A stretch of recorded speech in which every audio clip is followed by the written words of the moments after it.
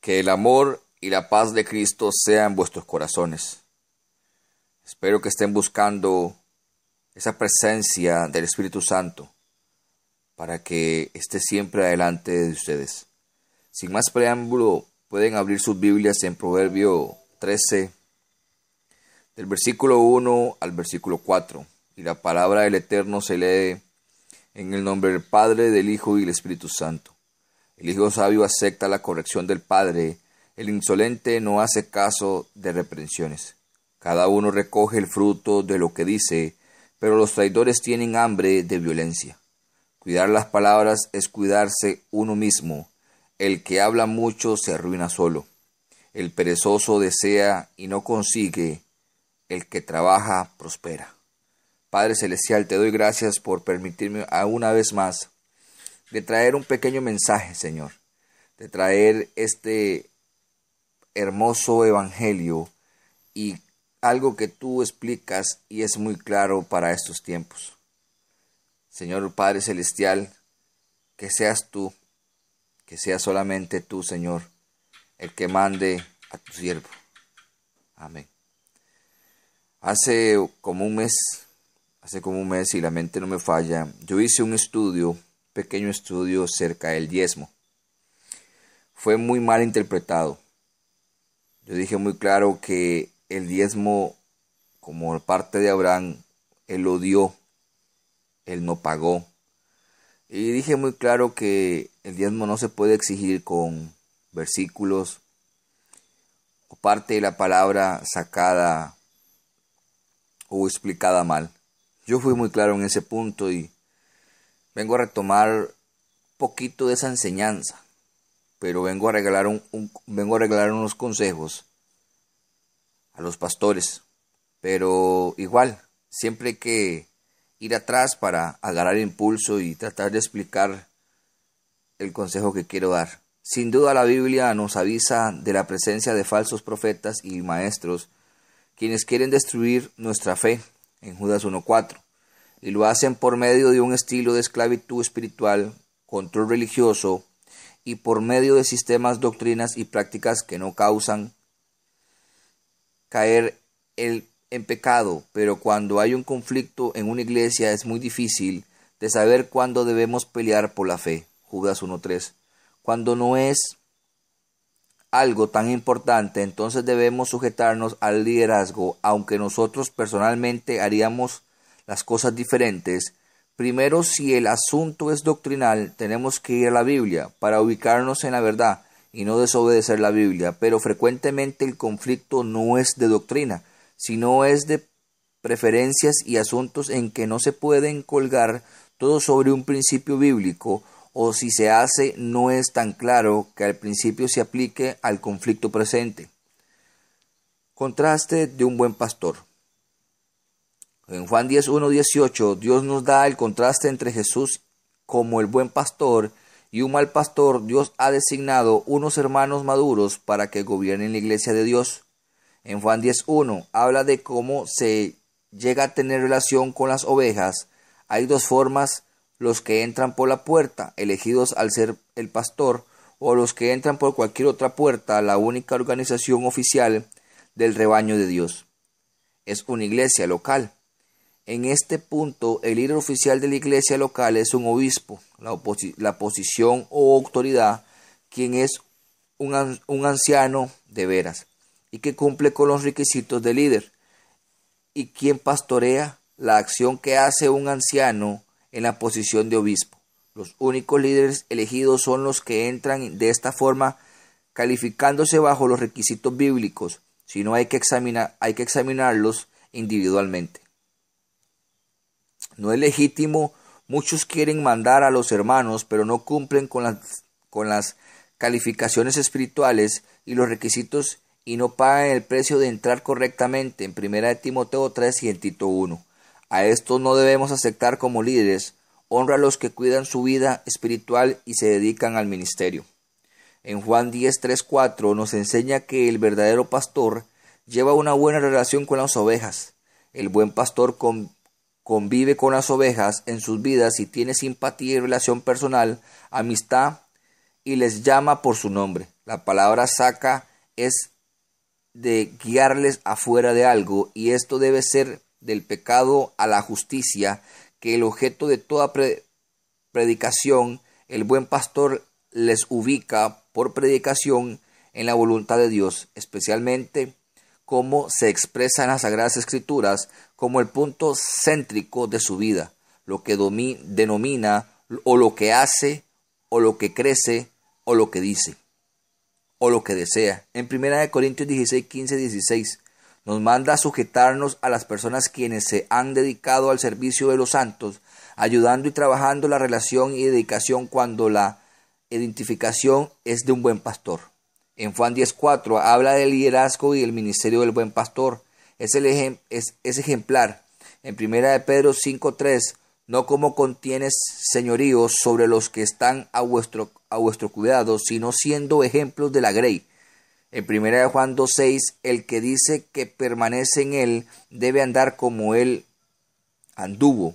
El buen pastor no es un vaquero quien impulsa su cargo desde atrás cruelmente, dando los empujones y latigazos. El buen pastor es el ejemplar o el ejemplo y sale al frente y demostrando en su vida personal como todos deben portarse. Simplemente podemos preguntar, ¿esa es la conducta del pastor como el ejemplo de Cristo? Si la respuesta es así, entonces probablemente es un buen pastor, y si no, no es así.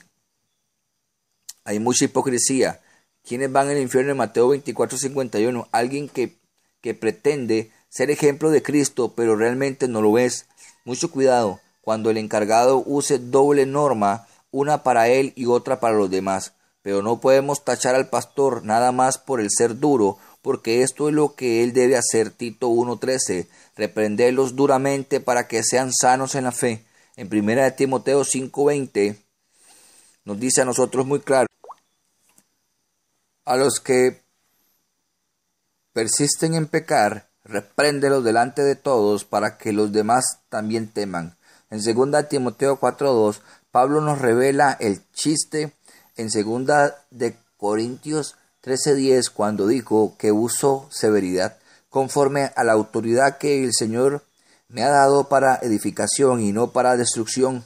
La severidad que usa el buen pastor es para edificar una vida en la similitud de Cristo y no para destruir la vida del cristiano bajo su responsabilidad. Pablo vio una autoridad entregada a él por parte de Dios para esto. Según 1 Corintios 11:1, sed imitadores de mí, así como yo de Cristo. Pablo demostró como el buen pastor es ejemplar, como el ministro encargado al cuidar al cristiano. Pablo vivió el ejemplo de Jesucristo. Si tu pastor no es así, no debes pelear en contra de él, sino salir de tal ministerio o de iglesia. Estas cosas pasan porque la misma iglesia no examina al pastor en su carácter moral antes de pedirle de ser un buen pastor, o antes de pedirle ser pastor en la grey. En Ezequiel 34 vemos las marcas de un mal pastor. Se apacienta a sí mismo y no al rebaño. En el versículo 1, 34:1, saca provecho personal de su oficio.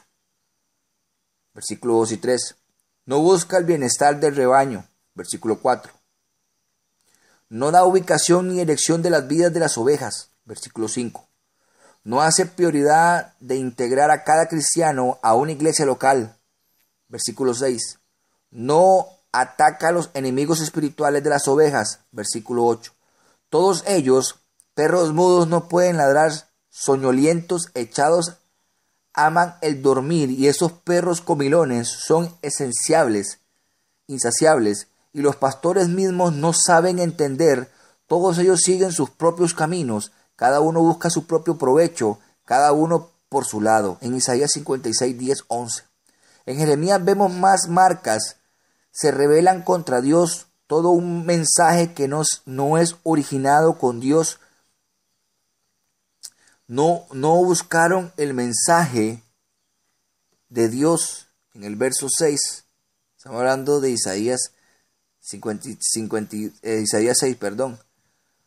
sino que se infautaron, llegaron a ser consumidores. En fin, la amenaza de Dios está en contra del mal pastor. ¿Quién será aquel pastor que me podrá resistir? Jeremías 49:19. El buen pastor es el mismo quien se presenta a sí mismo como el ejemplo de Cristo. Segunda de Tesalonicenses 3:9. No porque no anduviésemos derechos, sino por daros nosotros mismos un ejemplo para que nos imitáis. Estos son consejos para un pastor. Cuando les dije muy claro que estaba buscando una enseñanza de la pasada enseñanza, dicho sea de paso, de lo que di del diezmo, esto es para los pastores. No pidas diezmos ni aceptes diezmos cuando no estés alimentando correctamente las ovejas. Tienes años como pastor y no salen de una misma línea de temas. Sus predicaciones son repetitivas y no van más allá de leer folletos de William Branham o de Juan Calvino. Sermones que son leche y lo repiten durante años, y todo esto porque no leen con más profundidad las escrituras, y lo peor de los casos, no doblan rodilla ni ayunan para que el Espíritu Santo les recorra el velo y les regale sabiduría de lo alto para alimentar el rebaño. Si no tienen el alimento a su tiempo, como buen mayordomo, no pidan diezmos ni acepten diezmos. Cuando no van en búsqueda de la oveja extraviada, o no sanan la perniquebrada, cuando muestran indiferencia contra las ovejas que han sido arrebatadas por el lobo, si no van a los hogares de sus congregantes a conocer la condición que tienen los miembros de su rebaño, de su iglesia, si no están cuidando el rebaño, si solo trasquilan, ¿con qué conciencia se animan a pedir diezmos? No pidan diezmos ni acepten diezmos cuando no tienen el consejo para la oveja, cuando lo único que hacen cuando una oveja los busca es mandarlos a orar. En lugar de ustedes se cierren a orar para obtener la respuesta del Espíritu Santo para la oveja. Muchas ovejas, aun teniendo su pastor, terminan buscando respuestas de psicólogos o terapeutas familiares y otros medios porque tú como pastor no tienes la sabiduría para dar un consejo de Dios. Tenemos que tenerlo muy claro. No pidas diezmos ni aceptes diezmos cuando no van a orar por sus ovejas enfermas, cuando siendo el mismo pastor que no tiene un buen testimonio de conducta. No pidan diezmos y no acepten diezmos cuando te las pasas paseando de iglesia a otra iglesia o de ciudad en ciudad, según tú diciendo que Dios te llamó a apoyar la obra. Abandonas tu rebaño si no puedes cubrir las necesidades de aquellas ovejas que están en tu redil, que Dios te ordenó cuidar y alimentar. ¿Por qué andas cubriendo otras que no están en tu cuidado? Estás como el hombre que no le da dinero a su esposa y le compra el almuerzo a su compañera de trabajo.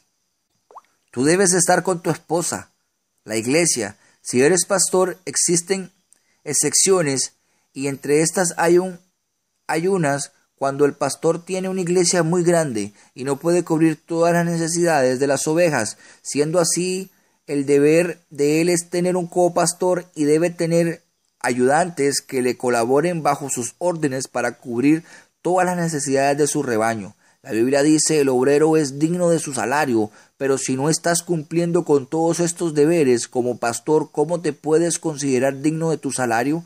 Que en verdad no te lo has ganado. También dice la Biblia que el que no trabaja, que tampoco coma. El título del pastor no te da el derecho, porque el diezmo es para el buey que trilla, pero si no te gusta trillar, si solo extender la mano para trasquilar la oveja, no pidas diezmos ni aceptes diezmos, porque Dios te pedirá cuentas en cualquier momento. Y dice la Biblia: ¿quién es pues el siervo fiel y prudente, al cual puso su Señor sobre su casa, para que les dé el alimento a tiempo? Bienaventurado aquel siervo al cual cuando el Señor venga le haya haciendo así. De cierto os digo que sobre todos sus bienes le pondrá. Mateo 24, 45, 47. Padre Celestial, te doy gracias porque me has permitido una vez más de traer tu santa palabra, Señor. Así, oh Padre Celestial, Cambia esos corazones de piedra. Renueva esas mentes, Señor Jesús. Aleluya. Pido disculpas por mi voz porque me encuentro un poquito quebrantado, pero le doy gracias a Dios que todavía seguimos aquí luchando con celo por la grey, con celo por los ministerios y por celo por Dios. Bendito sea tu nombre. Amén y amén.